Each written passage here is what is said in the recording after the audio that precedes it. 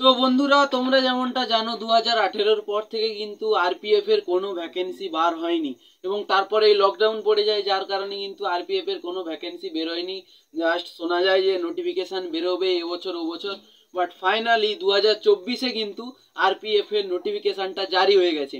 কিছুদিন আগে একটা নোটিফিকেশন ভাইরাল হয়েছিল, যেটা কিন্তু আসলে নোটিফিকেশন নয়, ওটা অফিসিয়াল একটা নোটিফিকেশন টাইপের, যেটা কিন্তু বার করার কোনো সুবিধা বা সুযোগ ছিল না, সেটা কিন্তু লিক হয়ে যায়, যার কারণে সমস্ত ইউটিউবাররা এটা নিয়ে ভিডিও বানায়। ঠিক আছে, বাট আমার চ্যানেলে তোমরা এই ধরনের ভিডিও দেখতে পাবে না।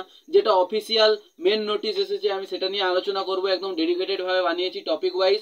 তোমরা কিন্তু সম্পূর্ণ ভিডিওটা দেখো, তাহলে তোমাদের একদমও ডাউট থাকবে না। তোমাদের এই আরপিএফ নিয়ে সমস্ত কিছু কিন্তু আমি ক্লিয়ার করতে চলেছি। ঠিক আছে, তো সর্বপ্রথম দেখো আরপিএফ নিউ নোটিফিকেশন কিন্তু তোমাদের 2024-এ এসেছে। ঠিক আছে, এবারে তোমাদের যদি পোস্টের কথা বলা হয়, তোমরা কিন্তু এর আগের নোটিফিকেশন অর্থাৎ যেটা লিক হয়ে গেছিল ওই নোটিফিকেশনটাই তোমরা দেখেছিলে 2250টি ভ্যাকেন্সি। আসলে নয়, তোমরা দেখে নাও আসলে কতটা ভ্যাকেন্সি রয়েছে। আসলে কিন্তু তোমাদের প্রায় 12,000 প্লাস ভ্যাকেন্সি রয়েছে, যেখানে কিন্তু তোমাদের কনস্টেবলের জন্য পদ রয়েছে 9,000 প্লাস এবং সাব ইন্সপেক্টরের জন্য কিন্তু তোমাদের 3,000 প্লাস পদ রয়েছে বা ভ্যাকেন্সি রয়েছে। তাহলে তোমরা বুঝতেই পারছো কতটা ভ্যাকেন্সি রয়েছে। ঠিক আছে, আর তোমাদের যে ভ্যাকেন্সিতে পরীক্ষা দেওয়ার সংখ্যা অর্থাৎ পরীক্ষার যে ছেলে মেয়েরা রয়েছে তারাও কিন্তু অনেক বেশি তুলনায় রয়েছে। ঠিক আছে, তো যেই কারণে তোমাদের ভ্যাকেন্সিটা অনেকটা বাড়িয়ে দেওয়া হয়েছে, অনেকটা ইনক্রিজ করে দেওয়া হয়েছে। এইবারে দেখো তোমাদের এজ লিমিট বা বয়স সীমা কত থাকবে।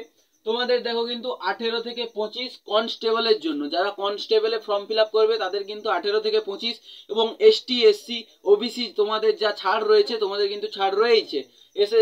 এসটি এসসির জন্য কিন্তু 5 বছর এবং ওবিসির জন্য 3 বছর।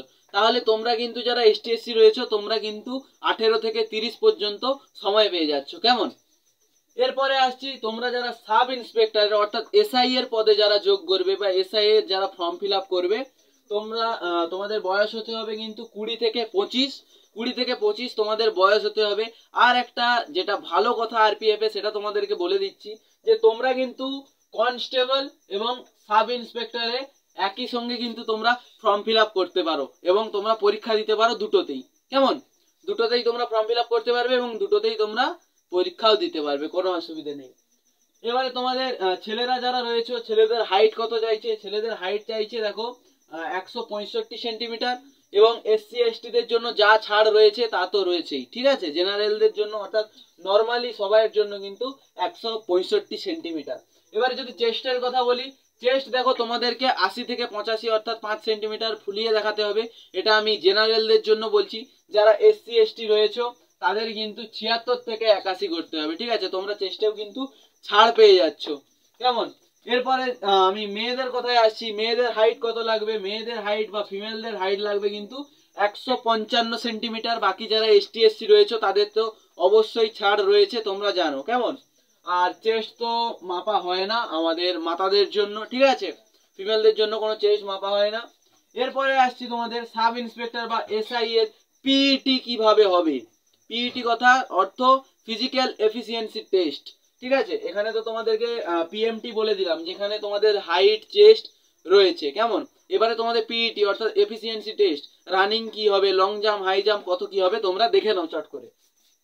তো যারা ছেলে রয়েছে, ঠিক আছে, এবারে এসআই তে অর্থাৎ যারা ছেলে এবং মেয়েরা এসআই তে তোমরা ফর্ম ফিল আপ করবে তাদের জন্য পিইটি কিরকম থাকবে দেখো। ছেলেদের কিন্তু 1600 মিটার রান দিতে হবে 6.5 মিনিটের মধ্যে, অর্থাৎ 6 মিনিট 30 সেকেন্ডের মধ্যে তোমাদেরকে 1600 মিটার কভার করতে হবে। আর তোমাদের লং জাম্প থাকবে 12 ফিট আর হাই জাম্প থাকবে 3.9 ফিট।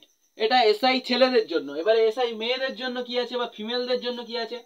ফিমেলদেরকে কিন্তু 800 মিটার তোমাদেরকে 4 মিনিটের মধ্যে কভার করতে হবে। ঠিক আছে, 4 মিনিটের মধ্যে 800 মিটার কভার করতে পারবে, যেটা ইজিলি হয়ে যাবে একটু ভালোভাবে প্র্যাকটিস করলেই।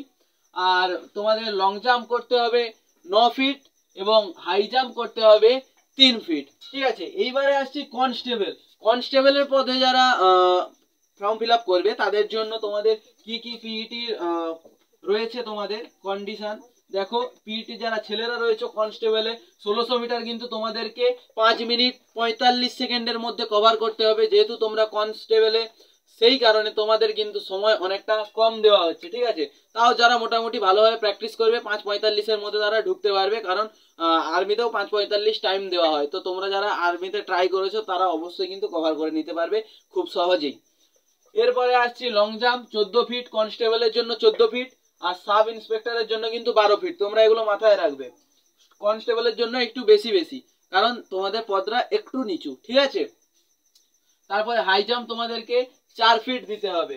এবারে যদি মেয়েদের ব্যাপারে আসি, কনস্টেবল মেয়েদের কিন্তু 800 মিটার, যেখানে তোমাদের কিন্তু সাব ইন্সপেক্টরে ছিল 4 মিনিট, সেখানে কিন্তু তোমাদেরকে কনস্টেবলে মেয়েদেরকে কিন্তু 3 মিনিট 40 সেকেন্ড, অর্থাৎ ওখান থেকে 20 সেকেন্ড মাইনাস করে দেওয়া হয়েছে, ঠিক আছে। তো তোমরাও যদি একটু ভালোভাবে প্র্যাকটিস করো তোমরা অবশ্যই রানিংটা কভার করতে পারবে।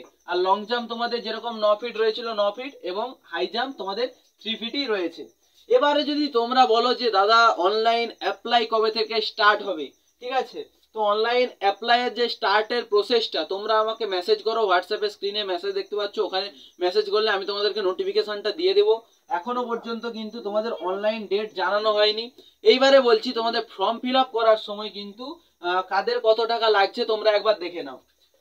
জেনারেল, ওবিসি এবং ইডব্লিউএস এর যারা প্রার্থীরা রয়েছে তোমাদের কিন্তু ফর্ম ফিল আপ করতে 500 টাকা করে লাগছে, কেমন। আর যারা তোমরা এসসি এসটি রয়েছে তোমাদের কিন্তু পুরো অর্ধেক লাগছে, অর্থাৎ 500-এর অর্ধেক 250 বা 250, তোমাদের 250 টাকা লাগছে, ঠিক আছে। এবারে যারা জেনারেল রয়েছে, জেনারেলের কিন্তু প্রায় 90% তোমাদের ফেরত দিয়ে দেওয়া হবে। তোমরা রেলের যে পরীক্ষার নিয়ম তোমরা অবশ্যই জানো, যে তোমরা যখন পরীক্ষা দিতে যাবে পরীক্ষার হলে তোমাদের কিন্তু এই ফর্ম ফিল আপ করার 500 টাকা থেকে, এই ফর্ম ফিল আপ করার 500 টাকা থেকে কিন্তু 100 টাকা ওনারা নেবেন এবং 400 টাকা তোমাকে ফিরিয়ে দেওয়া হবে যদি তুমি পরীক্ষার হলে যাও। আর যারা এসটি এসসি রয়েছে তাদেরকে কিন্তু 250 টাকা দিয়ে ফর্ম ফিল আপ করবে, তারা পরীক্ষার হলে পৌঁছানো মাত্র কিন্তু 250 টাকাই তাদেরকে ফেরত দিয়ে দেওয়া হবে, ঠিক আছে। তো সর্বপ্রথমে এই পিইটি এবং পিএমটি তে আসার আগে তোমাদেরকে কিন্তু এক্সাম ক্র্যাক করতে হবে, ঠিক আছে। এক্সাম তোমাদেরকে ভালোভাবে ক্র্যাক করতে হবে এবং তার জন্য তোমাদেরকে মন লাগিয়ে একদম জোর কদমে পড়াশোনা করতে হবে। কারণ তোমরা জানো যে আরপিএফ এর যে এক্সামটা হয় সেটা কিন্তু অনেকটা হার্ড হয়, কারণ অনেক ছেলে মেয়েরাই কিন্তু বসে থাকে আরপিএফ এর এক্সাম দেওয়ার জন্য। এবং তোমাদের আরপিএফ এর এক্সাম যারা এসটি এসসি ওবিসিরা রয়েছে তোমাদের কিন্তু বয়সের ছাড় পেয়ে যাচ্ছ, যার কারণে কিন্তু অনেক ছেলে মেয়েরাই এবারে দেবে। তাছাড়া আরপিএফ এ তোমাদের হাইট কম লাগছে, চেস্ট কম লাগছে, ঠিক আছে। তো এখানে কিন্তু অনেকটাই কম্পিটিশন লেভেল থাকে। তোমরা ভালোভাবে পড়ো, আর ভালোভাবে পড়াশোনা করার জন্য কিন্তু তোমরা যে সমস্ত বুক দরকার তোমাদের, অর্থাৎ যে সমস্ত বইয়ের তোমাদের প্রিপারেশনের জন্য প্রয়োজনীয়, সেই সমস্ত বই কিন্তু আমি আমার ভিডিওর মাধ্যমে তোমাদেরকে দেখিয়ে দেব।